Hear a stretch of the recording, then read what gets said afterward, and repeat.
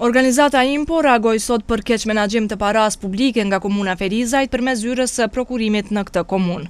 Kjo OJC ka konstatuar se kjo zyre më 15 mars të vitit 2016 ka publikuar njoftimin për dhënie të kontratës për rregullimin e murit mbrojtës te fabrika e ujit në fshatin Pleshin për shkak të shqitjeve të dheut, ndërkaq ekzekutimi i punëve kishte filluar ditë më parë nga kompania Agoni, ende pa u nënshkruar kontrata sipas procedurave të rregulluara me ligj. Sipas IMPO-s, disa ditë më vonë, në bazë të njoftimit nga komuna Ferizajt, fituesi i kësaj kontrate në vlerë prej 84.000 euro, sipas procedurës së negociuar të prokurimit, është pallur pikërisht kompania Agoni.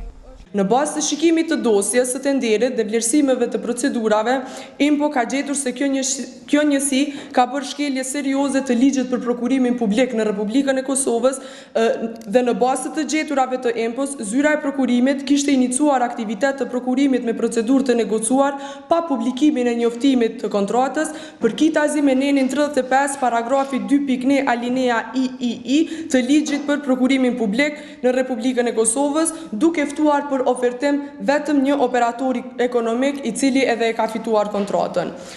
Në anën tjetër, në zyrën e prokurimit u arsyetuan se këtë lidhje të kontratës e kanë bërë në bazë të nenit 44 të ligjit të prokurimit, ku parashihen procedurat emergjente me një operator burimor. Neni 44 i uzuesit operativ, parashe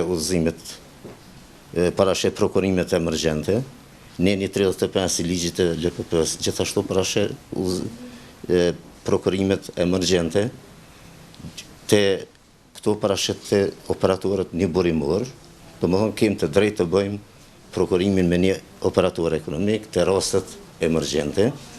Ne kemë raportin e bifurkacionit, ekziston raporti i bifurkacionit për shkak të urgjencës,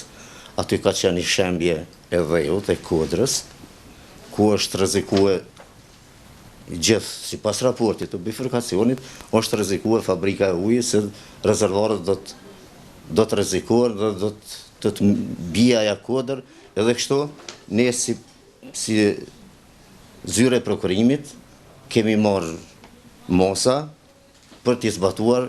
rregullat e tenderimit. Ne kemi njoftuar KRP-n për shkurtim për procedurat e prokurimit të rastet emergjente. Në këtë rast nuk ka afat të prokurimit, nuk ka afate. Këto bëhen të rastet emergjente, edhe ne kemi vepruar në këtë rast, e kemi thirrë kontraktorin, kemi bërë negociatat, e kemi lidhë kontratën dhe ka fillu punët. Përveç këtyre shkeljeve, në këtë aktivitet të prokurimit, IMPO ka gjetur se kjo zyrë prej datës 1 deri më 21 janar të vitit 2016 ka lidhur 30 kontrata përmes procedurës së kohëtimit të çmimeve, pa i pasur fare në planin vjetor të prokurimit për këtë vit, dhe për të cilat aktivitete nuk është lajmëruar fare Agjencia Qendrore e Prokurimit. Me këtë rast, IMPO i ka kërkuar kryetarit Muharrem Sfarqa që të ndërmerr të gjitha veprimet e nevojshme ligjore për ta mbajtur llogaridhënës të gjithë ata zyrtar të cilët kanë rënë ndesh me ligjin, si dhe të angazhohet maksimalisht në zbatimin e parimeve të transparencës në shpenzimin e paras publike.